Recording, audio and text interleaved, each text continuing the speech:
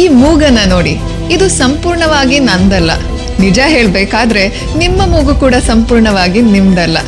ಮೂಗು ಮಾತ್ರವಲ್ಲ, ನಾವು ನಡೆಯುವ ರೀತಿ, ಮಾತನಾಡುವ ರೀತಿ, ನಮ್ಮ ಮೈ ಬಣ್ಣ, ಕಣ್ಣು ಮತ್ತು ಸ್ವಲ್ಪ ಮಟ್ಟಿಗೆ ನಾವು ಯೋಚಿಸುವ ರೀತಿ ಕೂಡ ನಮ್ದೇ ಆಗಿರೋದಿಲ್ಲ. ನಮ್ದಲ್ದಿದ್ರೆ ಇನ್ಯಾರ್ದು? ಬನ್ನಿ ಈ ವಿಡಿಯೋದಲ್ಲಿ ನೋಡೋಣ. ಒಂದು ಮಗು ಜನಿಸಿದಾಗ ಎಲ್ರೂ ಮೊದಲು ಹೇಳೋದು ಇದನ್ನೇ, ಹೇ ಅವನು ಅಮ್ಮನ್ ತರ ಕಾಣ್ತಾನೆ, ಅಥವಾ ಕಣ್ಣುಗಳು ಅವನ ಅಪ್ಪನ್ ತರ ಇದೆ, ಮತ್ತೆ ಕಿವಿ ಅವನ ಅಜ್ಜಿ ತರ ಇದೆ ಅಂತ. ಇದು ಎಲ್ಲದಕ್ಕೆ ಸಿಂಪಲ್ ಆದ ವಿವರಣೆ ಅಂದ್ರೆ ಅದು ಜೆನೆಟಿಕ್ಸ್. ಆದ್ರೆ ಇದಲ್ಲದೆ ಇನ್ನೂ ಹಲವಾರು ಅಂಶಗಳಿವೆ. ಇಲಿಗಳ ಮೇಲೆ ಮಾಡಿದಂತ ಒಂದು ಇಂಟ್ರೆಸ್ಟಿಂಗ್ ಪ್ರಯೋಗವಿದೆ. ವಿಜ್ಞಾನಿಗಳು ಇಲಿಗಳಿಗೆ ಒಂದು ನಿರ್ದಿಷ್ಟವಾದ ಸೆಂಟ್ ಅನ್ನ ಮೂಸಿ ನೋಡುವಂತೆ ಮಾಡ್ತಾರೆ. ಪ್ರತಿ ಸಲ ಮೂಸಿದಾಗ್ಲೂ ವಿಜ್ಞಾನಿಗಳು ಅವುಗಳಿಗೆ ಲಘುವಾದ ವಿದ್ಯುತ್ ಶಾಕ್ ಅನ್ನ ನೀಡ್ತಾರೆ. ಇದರಿಂದಾಗಿ ಆ ಇಲಿಗಳು ಆ ವಾಸನೆಗೆ ಹೆದರೋಕೆ ಶುರು ಮಾಡ್ತವೆ.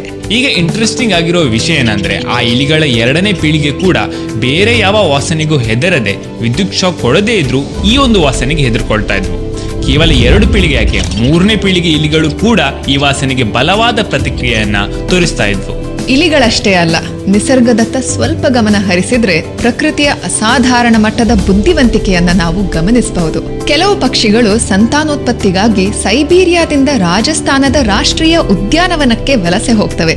ಅಲಾಸ್ಕಾದ ಸಾಲ್ಮನ್ಗಳು ತಮ್ಮ ಇಡೀ ಜೀವನದಲ್ಲಿ 1 ಬಾರಿ ಸಮುದ್ರದಿಂದ ನದಿಗೆ ಅಭಿಮುಖವಾಗಿ ಚಲಿಸಿ ಹೊಸ ಮೀನುಗಳಿಗೆ ಜನ್ಮ ಕೊಟ್ಟು ಸಾವನ್ನಪ್ತವೆ.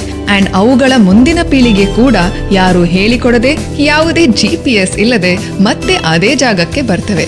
ಯೋಗ ವಿಜ್ಞಾನದಲ್ಲಿ ಇದನ್ನ ಕರ್ಮ ಅಥವಾ ಮೆಮರಿ ಅಂತ ಕರೀತಾರೆ. ಇಲ್ಲಿ ಮೆಮರಿ ಅಂದ್ರೆ ಆ ವ್ಯಕ್ತಿಯ ಬಗ್ಗೆ ನಿಮಗೆ ಇರೋ ಭಾವನೆ ಅಥವಾ ನೆನಪುಗಳಲ್ಲ, ಬದಲಾಗಿ ನಾವು ಮಾತಾಡ್ತಾ ಇರೋದು ಜೆನೆಟಿಕ್ ಮೆಮರಿ, ಸಬ್ ಕಾನ್ಶಿಯಸ್ ಮೆಮರಿ ಅಂತಹ ಸೂಕ್ಷ್ಮ ಆಯಾಮಗಳ ಬಗ್ಗೆ. ಕರ್ಮ ಅಥವಾ ಮೆಮರಿಯನ್ನ ಹಲವು ಪದರಗಳಾಗಿ ವಿಂಗಡಣೆ ಮಾಡಬಹುದು. ಅದನ್ನ ನಾವು ಇನ್ನೊಂದು ವಿಡಿಯೋದಲ್ಲಿ ನೋಡೋಣ. ಆದ್ರೆ ಈ ವಿಡಿಯೋದಲ್ಲಿ ನಾವು ಪಿತೃಪಕ್ಷದ ಬಗ್ಗೆ ಸ್ವಲ್ಪ ತಿಳ್ಕೊಳ್ಳೋಣ. ನಮ್ಮ ದಿನನಿತ್ಯದ ಜೀವನದಲ್ಲಿ ನಮ್ಮ ಪೂರ್ವಜರ ನೆನಪುಗಳ ಮಹತ್ವವನ್ನ ಗುರುತಿಸುವ ಬುದ್ಧಿವಂತಿಕೆಯನ್ನ ನಮ್ಮ ಭಾರತೀಯ ಸಂಸ್ಕೃತಿಯು ಹೊಂದಿತ್ತು.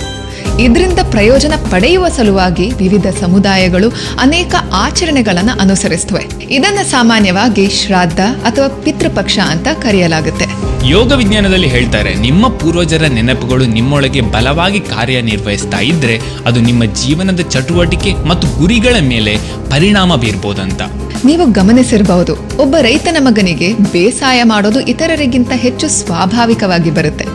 ವ್ಯಾಪಾರಿಯ ಮಗನಿಗೆ ವ್ಯಾಪಾರ ಅವನ ರಕ್ತದಲ್ಲೇ ಇರುತ್ತೆ ಅಂತ ಹೇಳ್ತಾರೆ. ಆದ್ರೆ ಒಬ್ಬ ರೈತನ ಮಗ ಅಥವಾ ವ್ಯಾಪಾರಿಯ ಮಗ ಬೇರೆ ಹೊಸದೇನಾದ್ರೂ ಮಾಡೋಕೆ ಬಯಸಿದ್ರೆ ಏನ್ ಮಾಡ್ಬೇಕು?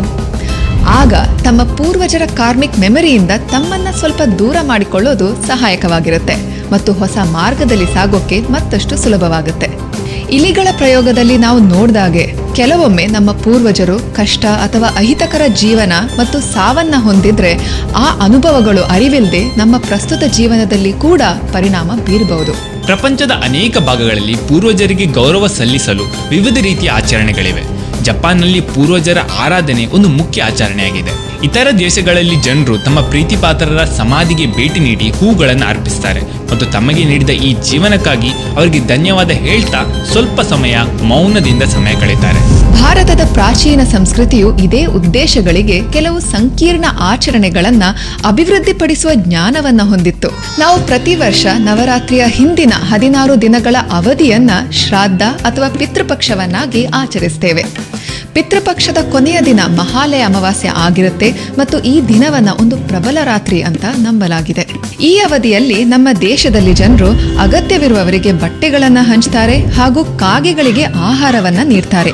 ಏಕೆಂದ್ರೆ ಕಾಗೆ ಪೂರ್ವಜರೊಂದಿಗೆ ಸಂಪರ್ಕ ಹೊಂದಿದೆ ಅಂತ ನಂಬಲಾಗುತ್ತೆ. ಇದಲ್ಲದೆ ಇನ್ನೂ ಅನೇಕ ವಿಭಿನ್ನ ಆಚರಣೆಗಳನ್ನು ನಡೆಸಲಾಗುತ್ತೆ. ಇದಕ್ಕೆ ಪ್ರತಿಯಾಗಿ ಪೂರ್ವಜರು ನಮಗೆ ಅದೃಷ್ಟ ಆರೋಗ್ಯವನ್ನ ತರ್ತಾರೆ ಮತ್ತು ಜೀವನದ ಅಡೆತಡೆಗಳನ್ನು ತೆಗೆದುಹಾಕಲು ಸಹಕರಿಸ್ತಾರೆ ಅಂತ ನಂಬಲಾಗುತ್ತೆ. ಈ ವಿಡಿಯೋ ನೀವು ಅಥವಾ ನಾನು ಅನುಸರಿಸುವ ನಿರ್ದಿಷ್ಟ ಆಚರಣೆ ಬಗ್ಗೆ ಅಲ್ಲ, ಬದಲಾಗಿ ನಾವು ಅರ್ಥ ಮಾಡಿಕೊಳ್ಬೇಕಾದ ಮುಖ್ಯ ವಿಷಯವೆಂದ್ರೆ ನಮ್ಮ ಜೀವನವು ಕೇವಲ ನಮ್ಮ ನೆನಪುಗಳು ಮತ್ತು ಅನುಭವಗಳಿಂದ ಮಾತ್ರ ರೂಪುಗೊಂಡಿಲ್ಲ. ನಮ್ಮ ಜೀವನದ ಅನುಭವದ ಮೇಲೆ ಪರಿಣಾಮ ಬೀರೋ ಹಲವಾರು ಇತರ ಪ್ರಭಾವಗಳೂ ಇರಬಹುದು. ಒಂದು ಕಂಪನಿಯಲ್ಲಿ ಬೆಳೆಯೋಕೆ ಹೇಗೆ ನಮ್ಮ ಮ್ಯಾನೇಜರ್ ಹಾಗೂ ಸಹೋದ್ಯೋಗಿಗಳ ಸಹಕಾರ ಬೇಕೋ ಅದೇ ರೀತಿ ಕನಿಷ್ಠ ಸಂಘರ್ಷದೊಂದಿಗೆ ಜೀವನವನ್ನ ಸಾಗಿಸೋಕೆ ನಮ್ಮ ಅಸ್ತಿತ್ವವನ್ನ ರಚಿಸೋದ್ರಲ್ಲಿ ಪಾಲುದಾರರಾದ ನಮ್ಮ ಪೂರ್ವಜರ ಸಹಕಾರವನ್ನ ಪಡ್ಕೊಳ್ಳೋದು ಕೂಡ ಮುಖ್ಯವಾಗಿದೆ. ಇಂದು ನಾವು ಬಳಸೋ ಭಾಷೆ, ಉಡುಪುಗಳು ಹಾಗೂ ಕಟ್ಟಡಗಳಂತ ಬಹುತೇಕ ಸಂಗತಿಗಳು ನಮ್ಮ ಪೂರ್ವಜರಿಂದ ಬಂದಿದೆ. ನಾವು ಸಾಮಾನ್ಯವಾಗಿ ಈ ವಿಷಯಗಳನ್ನ ಲಘುವಾಗಿ ತೆಗೆದುಕೊಳ್ತೇವೆ. ಆದ್ರೆ ನಮ್ಮ ಪೂರ್ವಜರು ಇಲ್ದೆ ನಾವು ಇಂದು ಇರ್ತಾ ಇರಲಿಲ್ಲ.